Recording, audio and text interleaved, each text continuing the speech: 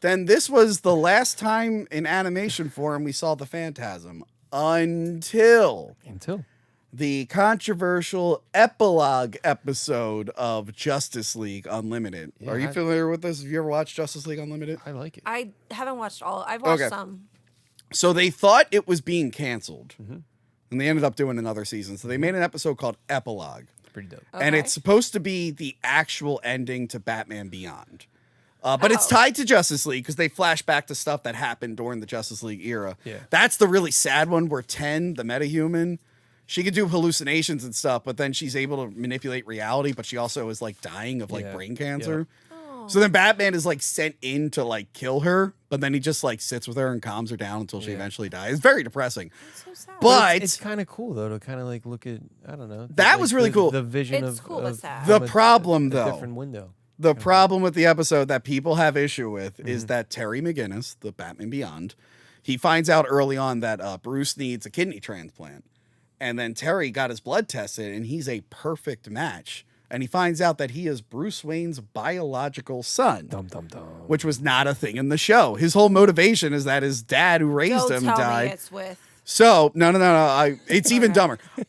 So you find out that you would think maybe it's a possibility. So but he blames Bruce Wayne because Bruce Wayne's also not denying it, which is weird.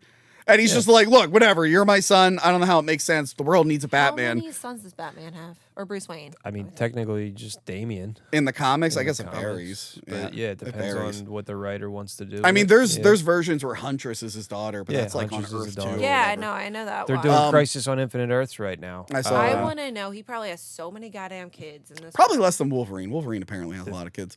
The third one comes out on my birthday, and I'm pretty excited. Sweet. So that's pretty dope. You should watch. So the twist is, you find out like Amanda Waller from Cadmus Suicide Squad. She decided that there should always be a Batman because she found respect for Bruce Wayne. She collected blood samples from his fights. Test tube. What? I do like when she's like, we got his DNA from all over town. And then she looks at him and she's like, that's not what I meant. And it was like, that's funny for a kid's show. They worked that in real subtle. Only the parents would get that. It's been a while since I watched the episode. She was secretly collecting Batman's DNA. And then she put his DNA into Terry's father, that it would rewrite his DNA so that he would have Bruce Wayne's kids. Yeah, it doesn't really. What? Yes. How does... Yeah. So then, by the way, she was like, it was called Project Batman Beyond. So you find out that Terry's whole origin was being manufactured by Amanda Waller. Yeah. Here's the thing. Here's the funny thing.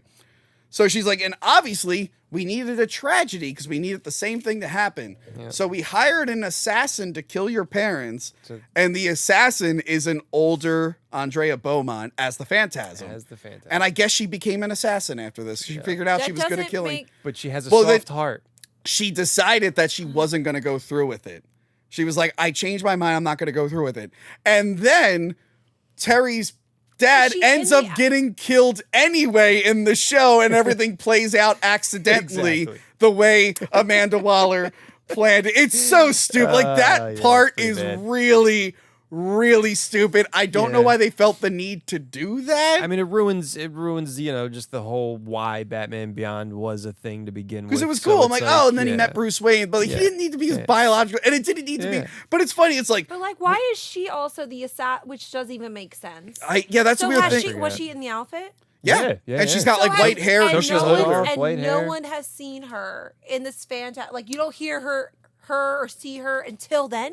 So how is she? At least in animated form, you've never heard of her again until that point. So how does anyone know she's this known assassin? Well, I'm sure Amanda Waller rewrote it and was like, I guess she's an assassin. I mean, but where did she also turn to kill like an assassin, like killing anybody, not even people that there's a grudge or anything. She said that she was gonna go kill Terry's parents and she was okay with that until she got to behind them and was like, all right, never mind. Yeah. But I just love they're like, we're going to manufacture a new Batman. Oh, it didn't work. Oh, never mind. It worked accidentally. Just not the way we planned it and later than we planned it. Didn't think that would happen. It's like, Wait, so did you plan on him meeting Bruce Wayne eventually? Maybe Waller just had someone else kill his dad. But no, because it was part of the origin thing. Like that guy. I'm not understanding though. Like taking his blood makes him into another Batman.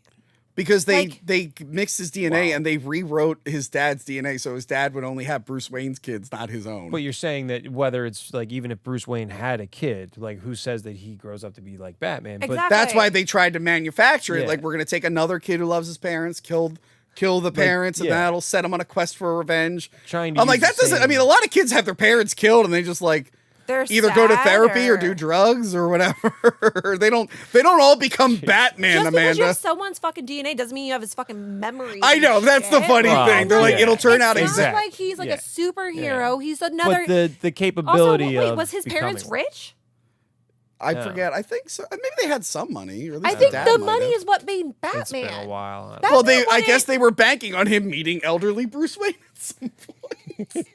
I know, it's stupid. The scene with 10 is really good and heartbreaking. Yeah, it's but good. the rest of the episode is like, why did they do this? This is so dumb. Yeah, and if you're a Batman Beyond fan, you're like, I was really invested in this character. Why are you rewriting their backstory so much? Yeah, for Justice and if you like Mask of the Phantasm, like, this is the only other time we're gonna see this girl. It's just like she became an assassin and then decided she wasn't. What the fuck? But you would hear her in the freaking DC universe. And maybe she was overseas. She was overseas. Maybe. I would love for them to eventually bring her to live action or something. Oh, like, cool. do something. Well, like I said, Keke Palmer, Zendaya, they're all ready to play.